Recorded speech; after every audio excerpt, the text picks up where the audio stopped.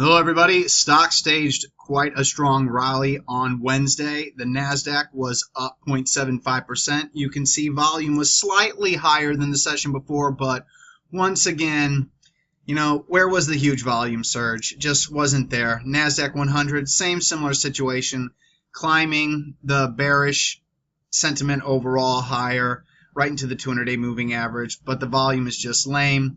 QQQ, same confirmation. Russell 2000 up 0.73% today, and if you look at the IWM, you can see volume still below average.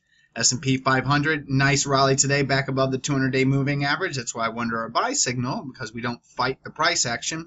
But once again, where's the volume? And on the SPY, same similar situation, no volume, but hey, at least it's a pocket pivot point signal, which means that this volume is better than the selling volume. But overall, there just isn't that huge demand. The DIA, Dow Jones Industrial Average, same similar situation. Nice pocket pivot point signals, but where is the volume?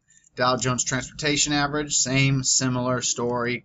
IYT, same similar story. What's funny is that besides the one big heavy volume accumulation day over here, which happens to come with a slight more intraday reversal, the only other heavy volume day is, of course, one with an intraday reversal bar in it.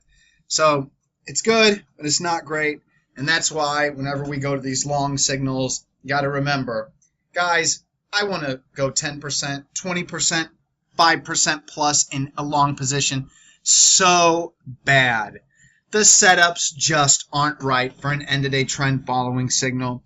The bases aren't long enough. The consolidation patterns aren't flat enough. The moving averages aren't close enough to price. So I continue to pussyfoot around with new long signals. We'll start it off with the new higher quality long signal. PSTB is a CanSlim quality stock based on its earnings and sales. It's not obviously with a relative strength rating, I think around 40, but the stock has been under some heavy accumulation ever since it even started to pull back in December. Got accumulation in January, got accumulation off the lows in February, and this most recent pullback has come with not a single day of above average volume. Then you get today's pocket pivot point signal with a huge surge in volume that overtakes all the previous volume surges, and BOP moving up to max green BOP. Since we only risk about 3% before we know that we're wrong, gotta take it long. So PSTB, 1% only for being CanSlim. Not a super high CanSlim, so can't make it 2%. This is the kind of market now where I'm going to start trying to increase the size, but I can't with signals like this. So PSTB, 1% for being CanSlim, 1% for being confirmed in the price volume BOP scan for a total of a 2% position. So that's the new high quality long. Now the new lower quality long was PZE. PZE used to be CanSlim quality, but now it currently has an earnings per share rating of 67. Still, excellent accumulation off the October lows. This pullback in December, no distribution. This pullback in January, no distribution. This sideways consolidation here in February, no distribution. This consolidation here in March, no distribution. Accumulation and pocket pivot point signals. So even though it's a pretty big one-day move, it's all right. PZE was in the price volume BOP scan, and if I would have updated my CanSlim scans, I wouldn't have found it in there, but it was initially flagged in there. But it's for being in a price volume BOP scan. It's a 1% long position for PZE. That's the speculative name. Then we have MXL. MXL is one of the highest quality names in the market right now. It has an earnings per share rating of 99, a relative strength rating of 98. Unfortunately, today's move is a little too much. It wasn't up this much when I first flagged it intraday, but now here we are. So the ideal entry point right now, as far as I can tell, is going to be around the 18 level. I'm still thinking what I might want to do is go half of my order. First off, 0.5% for being an adding CanSlim. Can't be any more because it's up over 5%. 0.5% for being in the new 52-week highs on above average volume, and 0.5% for being confirmed in my price volume BOP scan for a total of 1.5% position. However, I'm going to split that up into half. I'm going to have one limit order at 1838 max. Probably going to still do 1830. I do not want to chase in this market.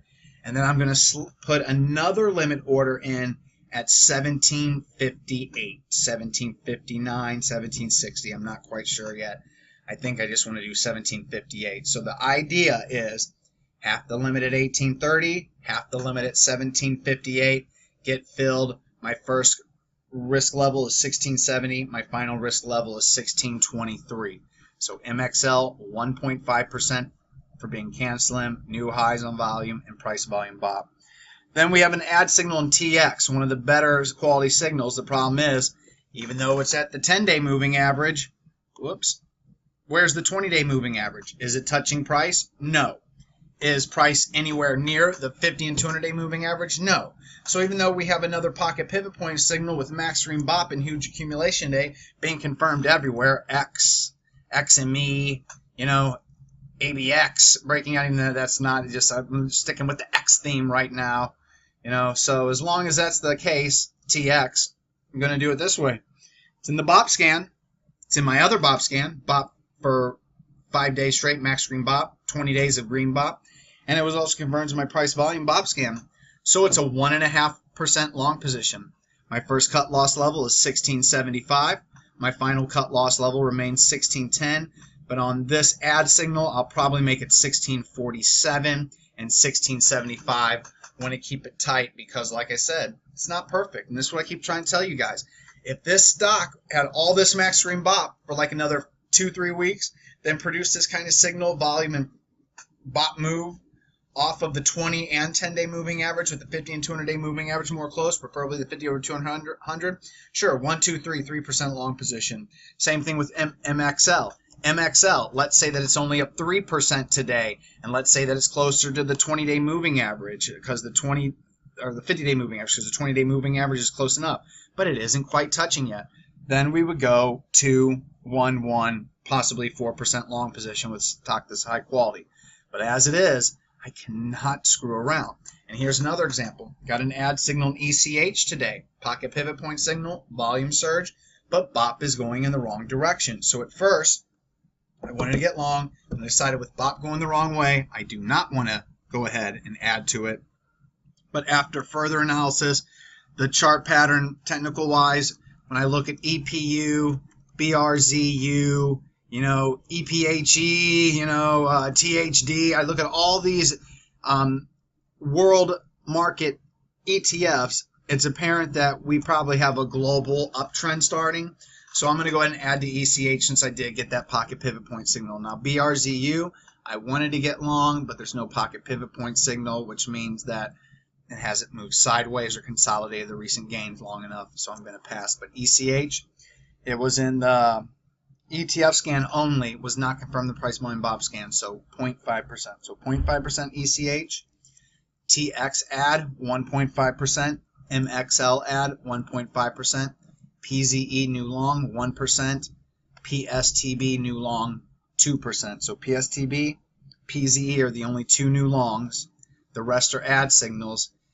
ECH is the less risky one, which is why it's going to go ahead and be taken. TX is the best looking one. MXL is the best one fundamentally. Too bad everything just can't be lined up. Too bad the market can't be uptrending on above average volume with any kind of above average volume confirmation in ETFs. It is what it is.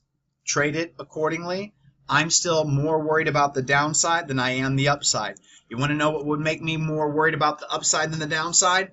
Having seen this 2016 downtrend can't come on the volume that we're seeing on the uptrend, and if this uptrend off the lows was happening with the volume that we saw on the downtrend.